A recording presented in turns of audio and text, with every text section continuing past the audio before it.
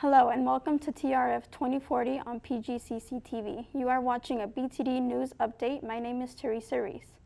And I'm Bria Johnson. We'll talk about what's going on at Prince George's Community College in a moment, but first let's talk about the California wildfires, which have plagued the state of California for a long time. The fires that raged the Golden State over the past months have consumed thousands of acres of land and have caused residents to flee their homes. Only halfway through their fire season, there's been three fatalities, over 6,000 incidents, and more than 150,000 acres burned. In Mendocino, there's about 140 plus homes destroyed. California is even paying 3,400 inmates $1 an hour when they're helping fight fires. The fires are expected to last until December of this year. Troubling news coming out of Georgia Clark Atlanta University. Student Alexis Crawford was found dead in a park near campus a week after she had filed a police report for unwanted kissing and touching. Crawford's roommate Jordan Jones and her boyfriend Barron Brantley are both suspects and are being held in Fulton County Jail. They are being held for conspiring to kill Alexis after discovering her report against Brantley. Alexis was found in a Georgia park near the university, and Jones even led the investigators to where the victim was found. Medical examiners reported that the cause of death was asphyxiation.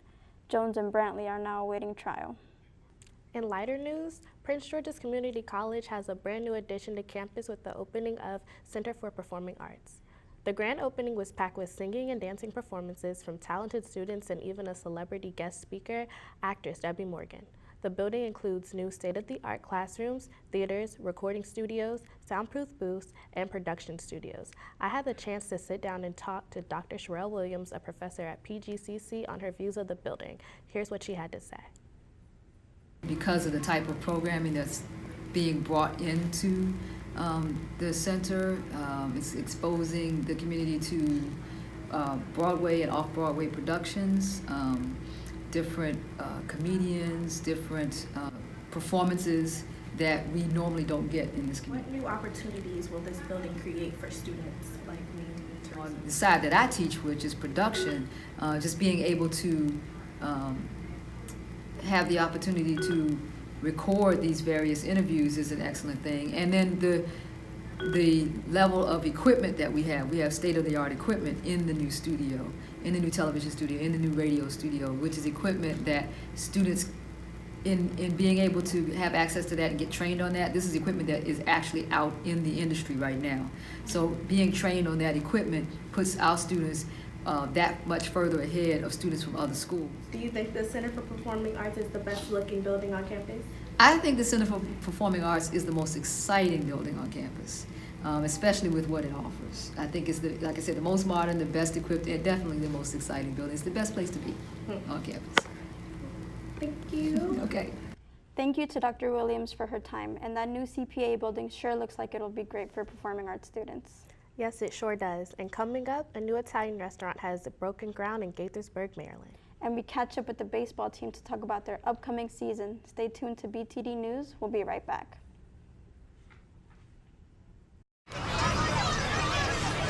Get your ass up. You're not sitting here. Yes, I am.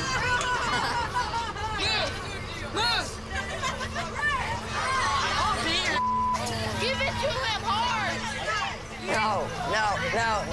Every day, kids witness bullying. Why you stabbing me with it? No. They want to help, Ow. but don't know how. Oh, you got... Teach your kids how to be more than a bystander. Visit stopbullying.gov.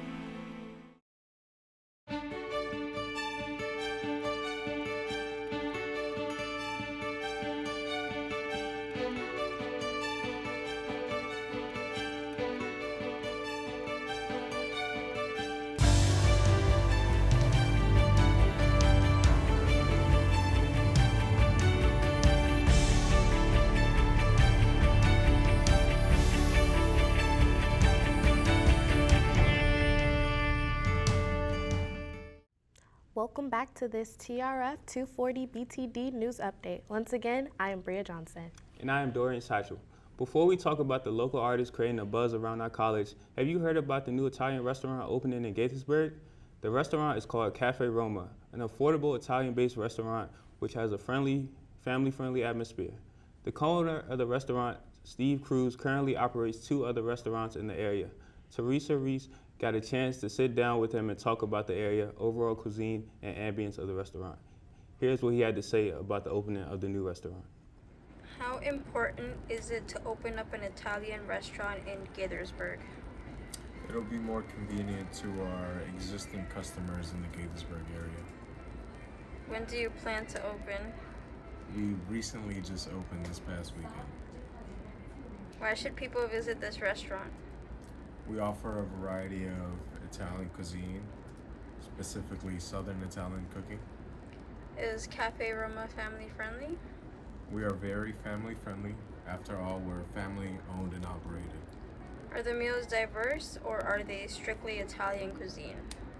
It's strictly Italian cuisine, specifically Southern Italian cooking.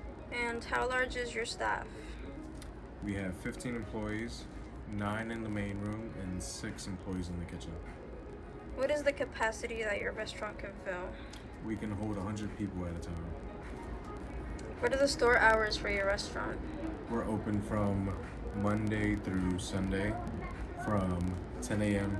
till 10 p.m. What impact on the community will the restaurant have? I believe we're going to bring a very diverse palette to the Gaithersburg community. Okay, thank you. Thanks, Teresa, for that interview. I'm sure the restaurant will get plenty of customers. I'm sure they will, Bria, and I'm definitely going to be one of them. I love Italian food. So do I, and so does local artist Niles Tatum, who ironically uses the origins of Italian art to create modern-day pieces of his own. I've seen his work, and he is very talented. Tatum is slowly becoming a viral sensation in our area when it comes to his art, garnering over thousands of likes and hundreds and thousands of impressions on social media. His art is usually about societal issues, teenage struggles, his own personal feelings, and whatever going on in his mind at the time. Recently, a fan liked his art so much that she got a tattoo of his popular Mix Emotions piece. I got a chance to sit down with Niles to talk about his beginning stages with art and his rise to local stardom. Here's what he had to say. I'm here with Niles, one of my closest friends and an amazing artist. And Niles, I just want to know firsthand, what inspired you to start making art? Well, cartoons. It all started with cartoons. I was watching it at an early age. I got exposed to cartoons at an early age, and then from there I just like recreating cartoons. I know you're very popular on the internet with your art. How long did it take you to get to that level? A year. A year? Uh-huh. Was it like difficult for you to get to that level so fast? Well, it's like, it took a lot of like stressing. Stressing. Did you have like, I know your art at first was really like, you know, probably not as polished as you wanted it to be. Did you notice that you had to change it up for more people to receive it in a better way? At first it started like not supporting other artists, but like I started realizing that when you like make art, you gotta support everybody, you know? It's supporting everything and supporting everybody and looking at other people's art, but not comparing your art. That's what people get a lot wrong. When you compare your art, you start thinking your art is trash. Mm-hmm. Art is supposed to be meant to be, you know, different. So like, if you keep comparing people's art to yours, it's never gonna come out the way you want it. The material's like very expensive. Yeah, very expensive. Yeah, Like, so like $300 worth. $300. That's amazing. Well, had a good time interviewing you, Niles. Have a good rest of your day. You too. Thanks for tuning in this BTD News Update. I'm Bria Johnson. And I am Dorian Satchel. Thanks for watching BTD News and enjoy the rest of your programming.